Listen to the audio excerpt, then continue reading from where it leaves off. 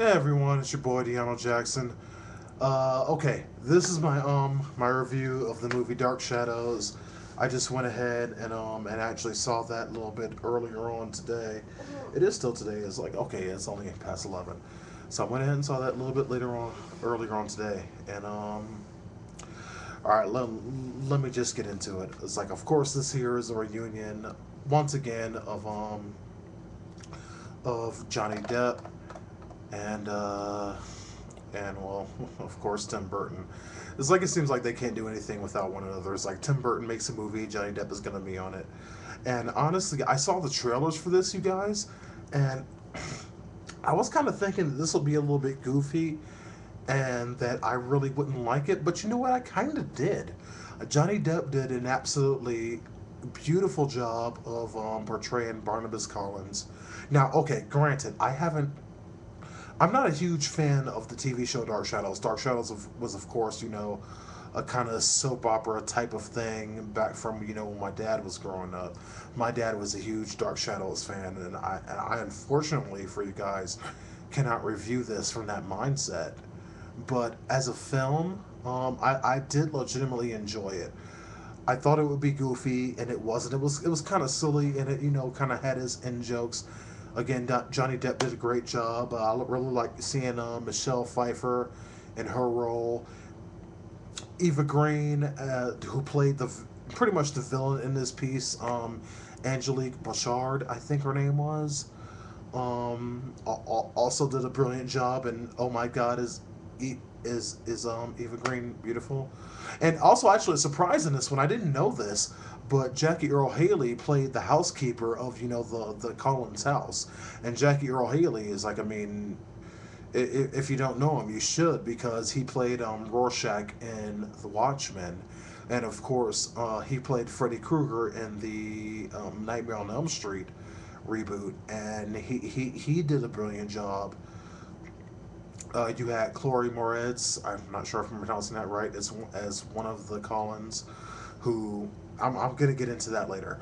Um, but the bottom line you should take from all of this, from this little review, I'm not gonna say really too much about it because I'm trying to keep this spoiler free as I can.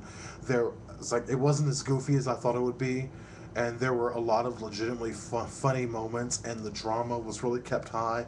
But honestly, I can't really talk about this movie without mentioning, at least in part, a completely ridiculous plot point that came up very, very late in the movie. Like in the third act of the movie, there was this plot point that came up. I'm not going to get into it, but it came up out of absolutely nowhere with no forewarning whatsoever, and it just came up, and it was very quickly and explained. It's like, I mean, until then I was into the movie, I was really into it when I saw it, but it's like, I mean, this plot point came in, and then I Eva Green's character is like, I mean, very quickly explained it is, and I kind of felt insulted because one of the characters in it is like, I mean, when this plot point came up, one of the characters explained is like, oh yeah, this is happening.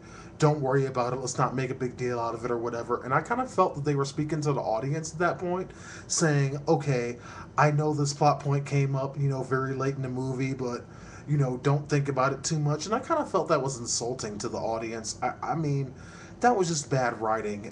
You had lots of plot points, things that became important in the third act of the movie that were actually foreshadowed earlier on with one of the younger characters in the movie. Again, no spoilers. But it's like, I mean, so what happened in the end made sense as far as his character was concerned. For one of the other characters, this plot point came up so late, it didn't make any sense whatsoever.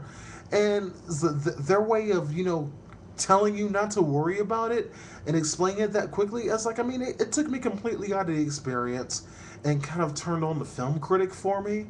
And I really didn't appreciate that whatsoever.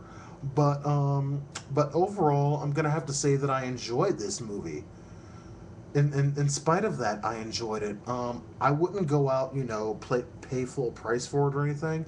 I'm gonna get into spill.com ratings because that's kind of how I rate shit. So, I would say, I mean, if you ain't doing nothing in the early afternoon and you want a good movie to, just to go see, to go kick it, it's really good for a matinee flick. I mean, just go in and enjoy it and have a good time. It tells a really good story.